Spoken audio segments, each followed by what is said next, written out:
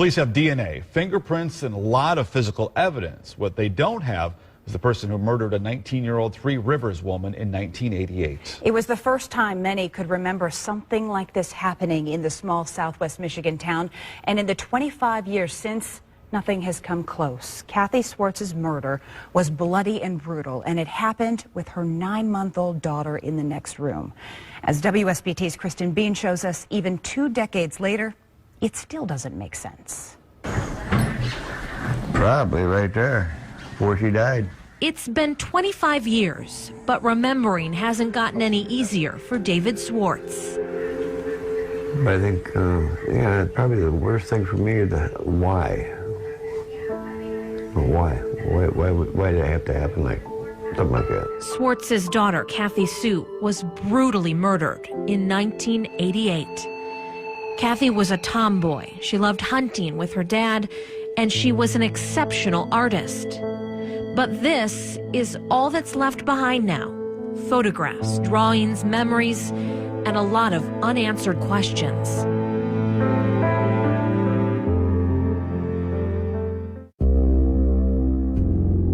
The door was basically open, so we just walked right in.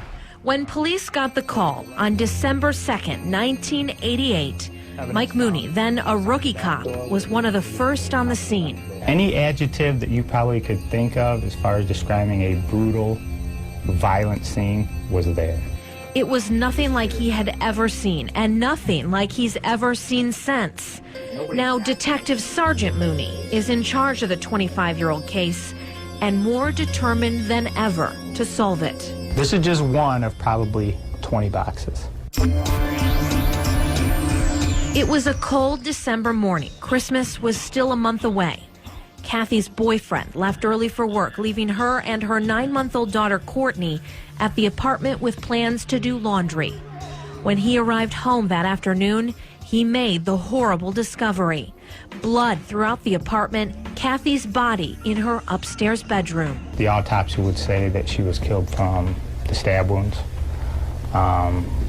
but she was, prior to that, she was brutally beaten. There's evidence that at one point in time she may have been strangled. Cathy was stabbed over and over, but a murder weapon was never found. Investigators believe the attack happened in late morning because Cathy was still dressed in her night clothes, and Courtney was found safely in her crib with a clean diaper. There were no signs of forced entry, leading police to believe Cathy was familiar with her attacker, and she probably unlocked the door to let them in. From The scene and the evidence at the scene, it looks like the struggle started downstairs in the kitchen area, and then it carried to, I guess you call it the foyer area that leads to the front door, and then up the stairway, and then down the hallway to her bedroom. The scene was bloody, but police say it wasn't all Cathy's blood. They believe the killer was injured in the attack as well, leaving behind blood evidence and a fingerprint. And what's more, police believe Cathy's killer cleaned up and changed clothes before leaving the apartment after the murder. They found a bloody footprint in the bathroom. They did something in there. There's no reason for them to have a naked footprint on the floor, because it's not summertime, so you're not going to come barefooted. So what did you do? Did you take that footwear off and change it? Did you use some of, Cathy's clothes? Did you use some of her boyfriend's clothes? This is a rendering of a person seen leaving Cathy's home around that time. Is it the killer? Police don't know. Either way, they think this person might have information about Cathy's death. For the last 25 years, police have been wanting to close this case, especially Mooney, who's been a part of it since the beginning. It's not gone away. We haven't given up by any means, so we'll never give up. It just takes time. 25 years is a long time. That there's Courtney right there. And no one knows that better than David Schwartz, who wants nothing more than justice for his daughter. They can tell you what kind of shoe the person wore, fingerprints, footprints, DNA, they got everything. But yet they haven't got nobody yet.